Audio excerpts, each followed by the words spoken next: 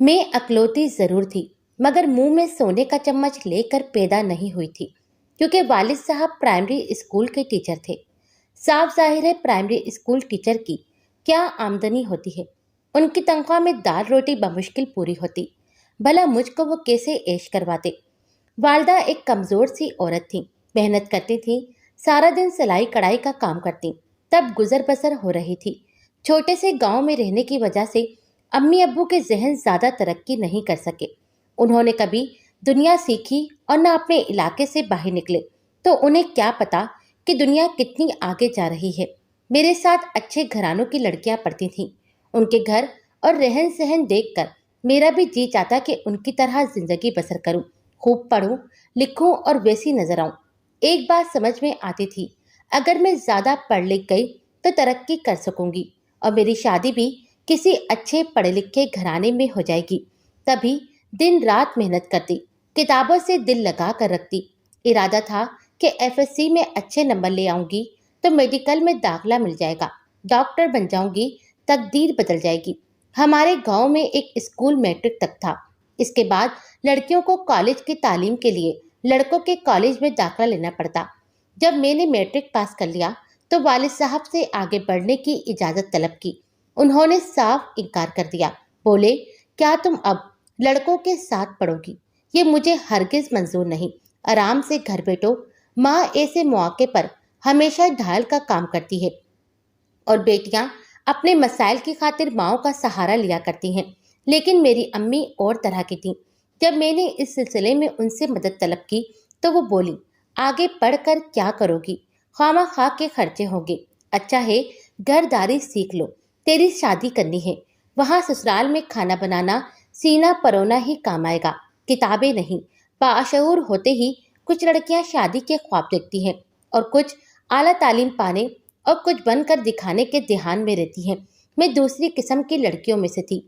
बदकिस्मती से माँ बाप की सोचों के आगे कुछ ना कर सकी और सारे ख्वाब चकनाचूर होकर रह गए। हम जमात लड़कियों ने कॉलेज में दाखिला ले लिया और मुझे घर आकर बताया कि कॉलेज की जिंदगी बड़ी सुहानी होती है, तुम दाखिला ले लो। एक ने तो दाखिला फार्म भी लाकर दिया, जो अम्मी ने उसके हाथ से लेकर फाड़ दिया और कहा कि आइंदा मिलने आओ तो कॉलेज की बातें नहीं करना। रुखसाना जब चली गई मैं बहुत रोई। अम्मी जान का अपना मिजाज था, भला उनको कैसे समझा सकती थी। माँ, आगे पढ़ना आगे पढ़ना मेरी जिंदगी की सबसे बड़ी ख्वाहिश है। शादी तो हर लड़की की हो जाती है, घर भी बस जाते हैं, लेकिन पढ़ाई की एक उम्र होती है। अगर ये उम्र निकल जाए तो फिर कुछ हाथ नहीं आता। लेकिन माँ बस एक बात जानती थी, शादी जल्दी होनी चाहिए, क्योंकि शादी की भी एक उम्र होती है। अगर वो निकल जाए तो फिर कुछ हाथ नहीं आता। रफ्ता रहता मेरे आंसू खुश्क हो गए। मेरे कॉलेज को ख्वाब समझकर भुला दिया और माँ के साथ घरेलू कामकाज में लग गई। जो वक्त बचता सिलाई कढ़ाई का काम करती। ये मामूल था कि इलाके के अच्छे घरानों से औरतें अम्मी के पास काम बनवाने आती थी।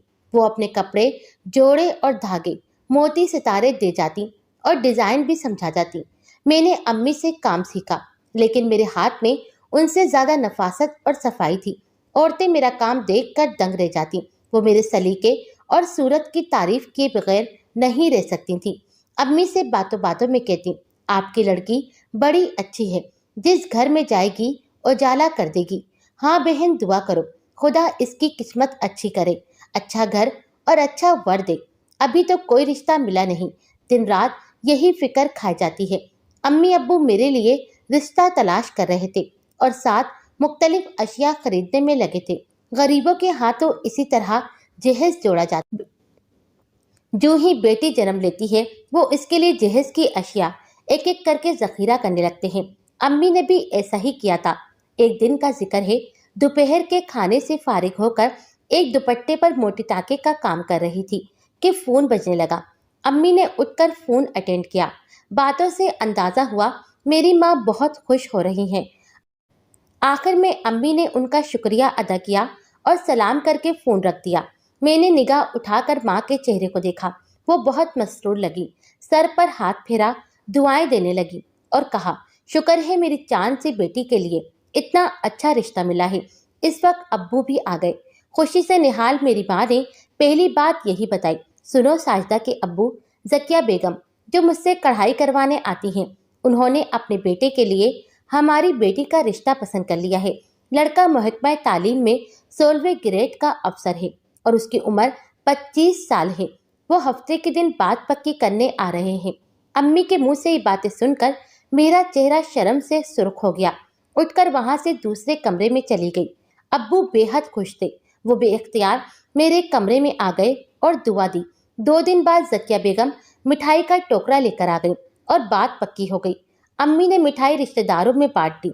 सब मुबारकबाद देने आने लगे। मेरी सहेलियां भी आईं। हर एक की जबान पर एक ही बात थी, ऐसा अच्छा लड़का किस्मत वालों को मिलता है। तुम बड़ी खुशनसीब हो कि ऑफिसर मिला है।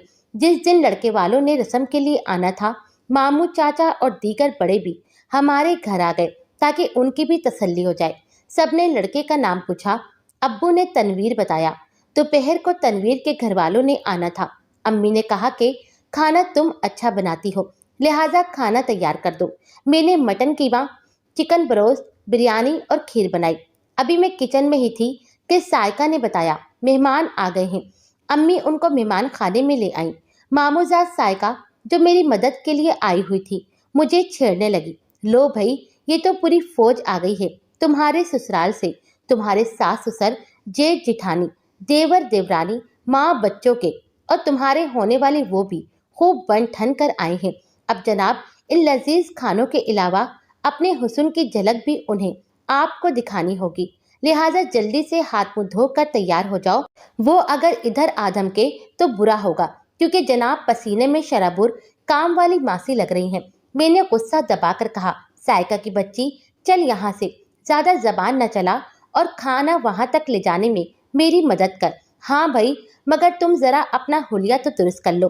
तभी मैंने जल्दी से हाथ मुंह धोया, बाल ठीक किए, फिर आहिस्ता आहिस्ता चलती हुई वहां पहुंची। दिल जोर जोर से धक धक कर रहा था और अनजाने खदशात घेरे हुए थे, कहीं ये मुझे नापसंद ना कर दें। खाने की ट्रे धीरे से मेज पर रखकर पहले एक उम्र रसीदा औरत की तरफ देखा, जो शायद मेरी होने वाली सास थी। उसने बड़ी मोहब्बत से मुझे पास बुलाया और सीने से लगाकर मेरा हाथ चूमते हुए कहा, अरे मेरी बेटी तो चांद से भी ज्यादा खूबसूरत है। क्यों भाई तनवीर, हमें ये रिश्ता कबूल है। 3 पीस सूट में मलबूस तनवीर, जिसका चेहरा शर्म से सुर्ख हो गया था, मुझे बहुत अच्छा लगा। मैं जल्दी से किचन में आ गई। खाना खाने के बाद बातें शुरू हुई। शाम की चाय से पहले उन्होंने मंगनी की रस्म अदा की और फिर चाय पी कर चले गए। 3 माह के बाद शादी की तारीख रख दी गई और शादी की तैयारियां जोरों शोर से शुरू हो गईं। सारा घर रिश्तेदारों से भर गया। मैं अकलौती थी। अब्बू ने अपनी हैसियत से बढ़कर एहतमाम किया था। 2 हफ्ते कबल ही ढोलक बजना शुरू हो गई। मुझे इतनी मोहब्बत मिल रही थी, मैंने कभी इस बारे में सोचा तक नहीं था। सेलियां रोज सुबह आ जाती, उपटन मला जाता, गीत गाए जाते, मुझे माइयों बिठा दिया गया। सो अब मैं कैदी होकर रह गई थी।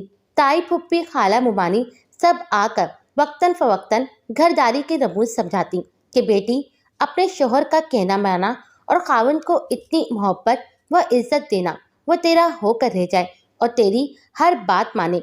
वक्त रुखसत अम्मी ने मगर अजीब बातें कही। मसलन बेटी, पहले दिन से शोहर पर रोक रखना और कहना कि मुझे अलग घर में रखो। उसे सरकारी घर मिल सकता है तो मुश्तरका फैमिली में रहने के बजाय तुम दोनों मियाँ बीवी को अलहदा रहने में ही सुकून मिलेगा।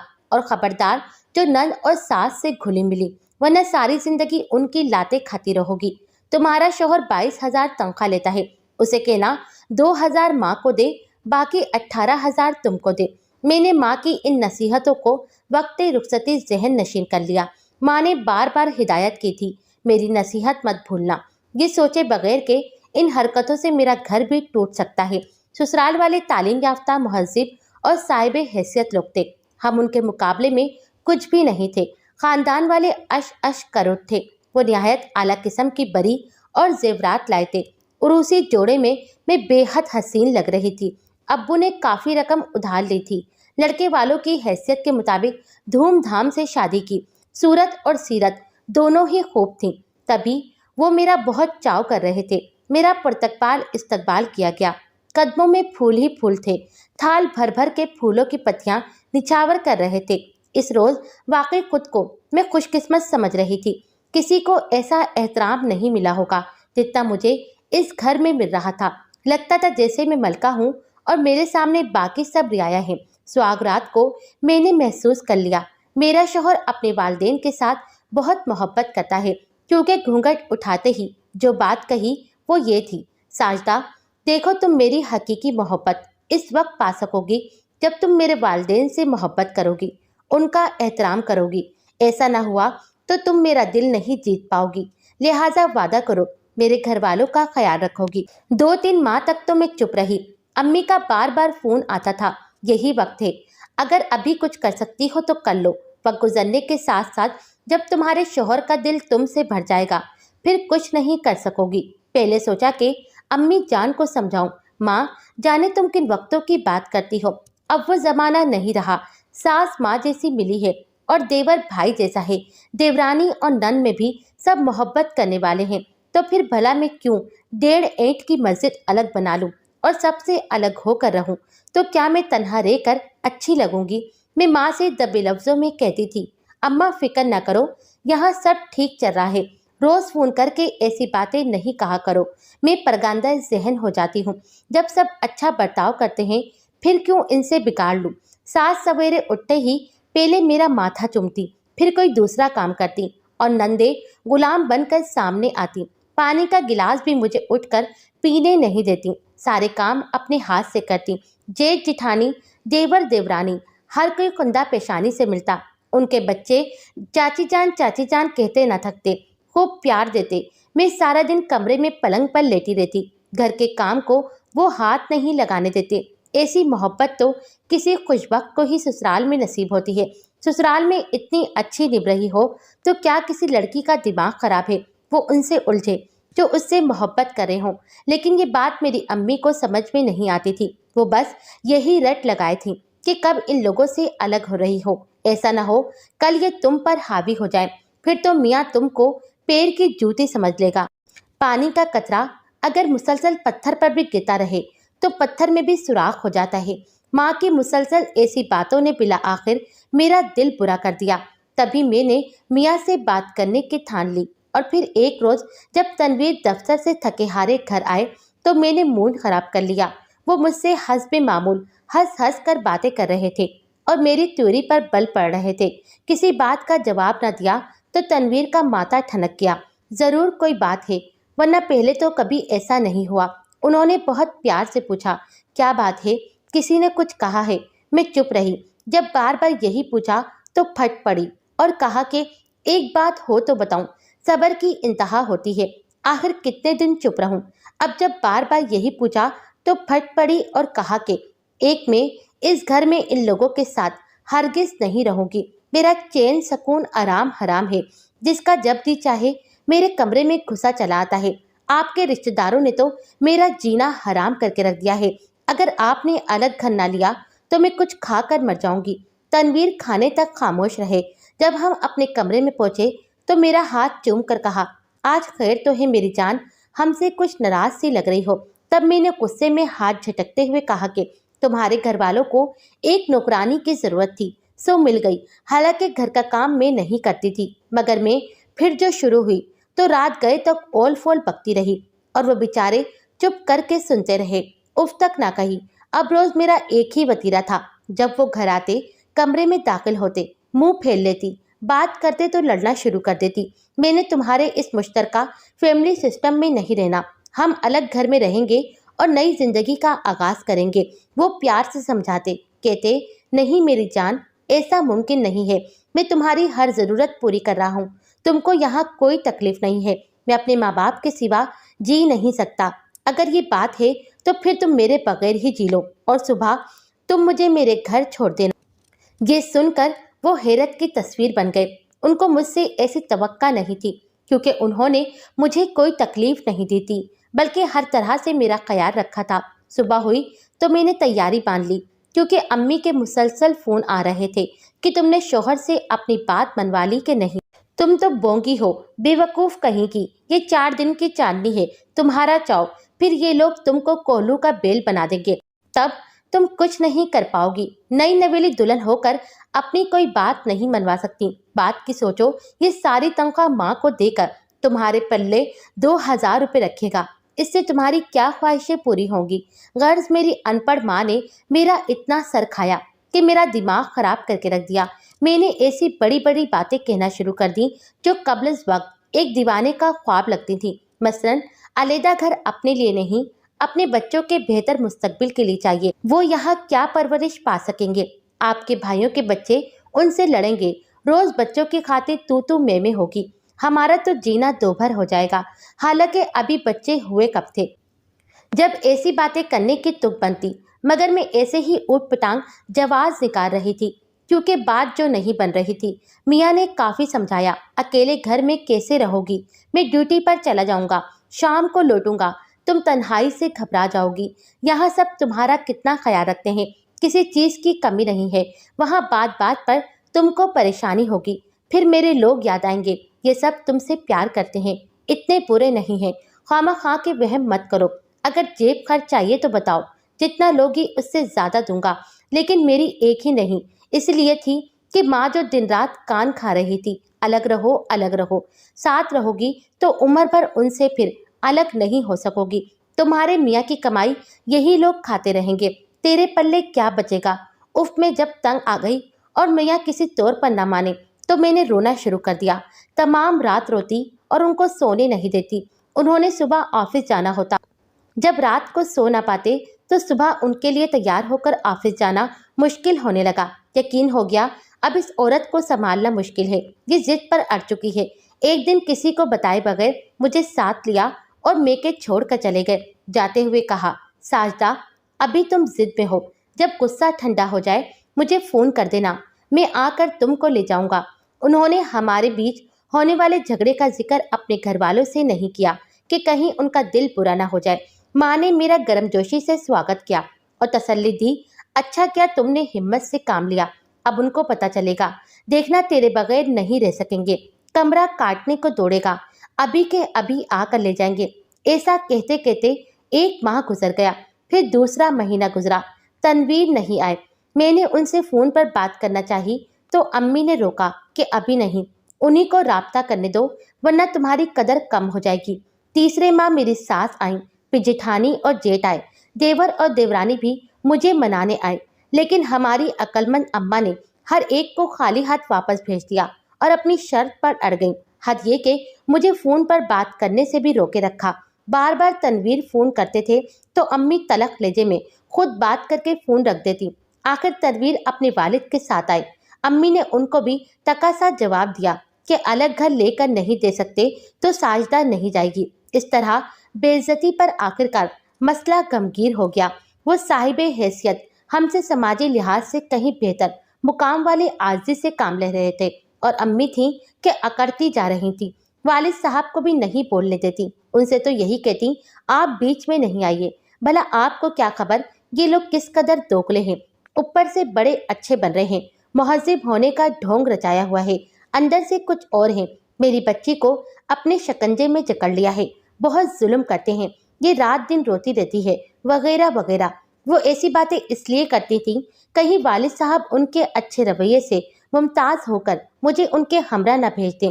दरअसल अम्मी चाहती थी कि तनवीर ऑफिसर हैं, सारी तनख्वाह मेरी बेटी की झोली में आए और वो माँ बाप को कुछ ना दे। हालांकि ये सरासर ज्यादती थी। जिन्होंने पढ़ाया लिखाया परवरिश की, इन वालिदैन का औलाद पर हक होता है। इसी सरजंग में 1 साल गुजर गया। मेरा मसला इतना बड़ा, मुझे अपना मुस्तकबिल तारीक नजर आने लगा। अब मैं हकीकत में परेशान रहने लगी।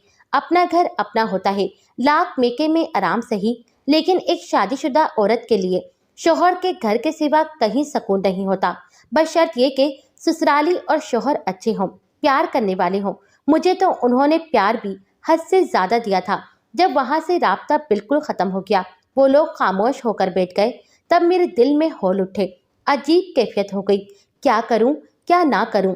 तनवीर याद आते, उनके बगैर जी उदास रहता, उनकी बेहद कमी महसूस होती। दिल गिरफ्ता और उदास रहने लगा।